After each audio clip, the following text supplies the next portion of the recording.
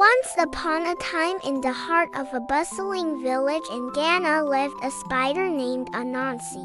Now Anansi wasn't just any spider. He was a trickster, a comedian, and a problem solver, all rolled into one. And because of this, he became the star of many fairy tales that have been passed down for generations. In today's story, we'll meet Anansi again and see how his cleverness helped him escape from a hungry python. But before we begin, please take a moment to subscribe to our channel. If you enjoy our videos, please support us by becoming a patron. Your generosity helps us continue sharing these wonderful stories. Now let's begin. One day, Anansi decided to spin his web at the top of a tall tree. As he worked, he hummed a happy tune, enjoying the sunshine on his back and the gentle breeze in his hair.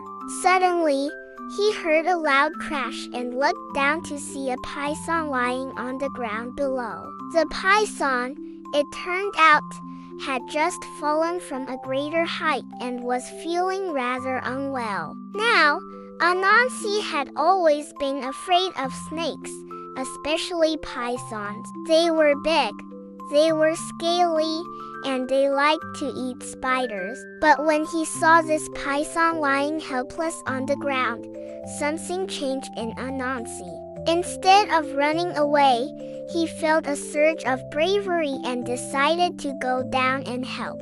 As he slowly descended the tree, Anansi asked the python, "Are you all right? You fell from pretty high up there. Can I help?" The python lifted its head, revealing two shining yellow eyes. It hissed at Anansi, but its voice was weak. "I am not well," the python said, "and I am very hungry. I need to eat, but I don't have the strength to hunt." Anansi thought for a moment. He knew that if the python recovered, it would be big enough to catch and eat him. So he had to be careful. Finally, he said, "I think I can help you. There's a big juicy mouse in my house. I will go get it and bring it here for you to eat." The python's eyes lit up. "That would be great," it said, "but I am too weak to move. Please bring the mouse here." Anansi agreed and quickly ran home. As soon as he entered his house, Anansi called his wife and children and told them about the python. "We need to help our new friend," he said. "He fell from a tree and is too hungry to move." His family agreed and together they came up with a plan. Anansi went back to the python and said, "I have brought the mouse for you, but it's a little far away and I am too small to bring it closer." The python opened its mouth wide and Anansi, taking a deep breath, crawled inside. It was dark and stuffy inside the python, but Anansi could make out the creature's warm, moist insides. After what seemed like a long time, he reached the end of the tunnel and found himself in the python's stomach. Anansi looked around and saw the remains of the python's previous meals. "You have eaten some nice things in your life," he said aloud. Then he heard a voice. "Who's in my stomach?" Anansi jumped in surprise. He had forgotten that the python was supposed to be unconscious. "It's me," Anansi replied. "I came to help you because you were hurt. Don't you remember?" The python stirred. "Help me," it said. "I can't move." Anansi realized that the python was pretending. He had fallen for its trick. Thinking fast, Anansi said, "Don't worry, I will help you. Just hold on tight to my legs so I can pull you out." The python wrapped its tail around Anansi's legs and squeezed tightly. "Pull away," it hissed. Anansi pulled with all his might, but the python's tail was wound around his legs like a tight coil. He struggled to free himself, but the more he pulled, the tighter the python's grip became.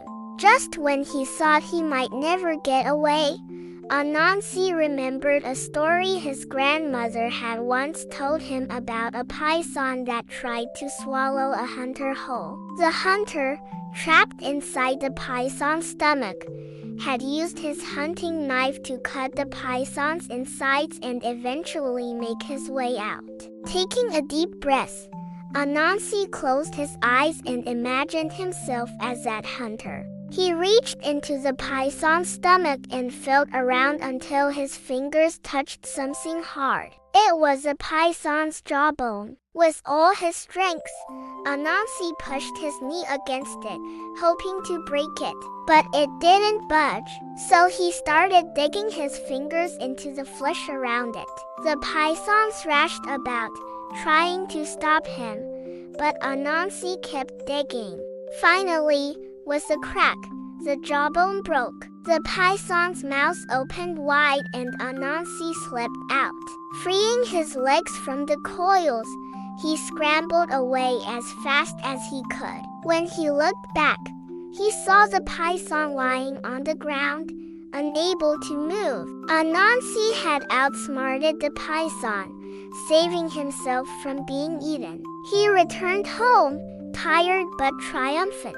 As he told his family about his adventure, Anansi couldn't help but feel a sense of pride. He had faced his fears and used his wits to save himself. That night, as they ate their dinner together, Anansi's children looked at their father with admiration. "You are so brave, Papa," said his eldest son. "How could you have been so calm inside a snake's stomach?" Anansi smiled and ruffled his son's hair. "It's important to face your fears, my son. And no matter how difficult a situation may seem, always remember to think fast and use your head," his daughter, who was the smartest of them all, added. "And don't forget to listen to your elders." If Papa hadn't listened to his grandmother's story, he might not have been able to outsmart the python. All of Anansi's children nodded, understanding the importance of wisdom and courage. From that day on, they always remembered their father's tale of bravery and the importance of facing their fears head-on. And so the legend of Anansi, the brave spider who outsmarted a python, continued to be passed down through generations, a reminder that even the smallest and most humble of creatures can be heroes. If you enjoyed this thrilling tale, then be sure to check out our other videos. We have a vast collection of stories from around the world that are sure to captivate you. And if you want to show your support, please subscribe. Your generosity helps me keep bringing these wonderful stories to life. Thanks for watching, and I'll see you next time.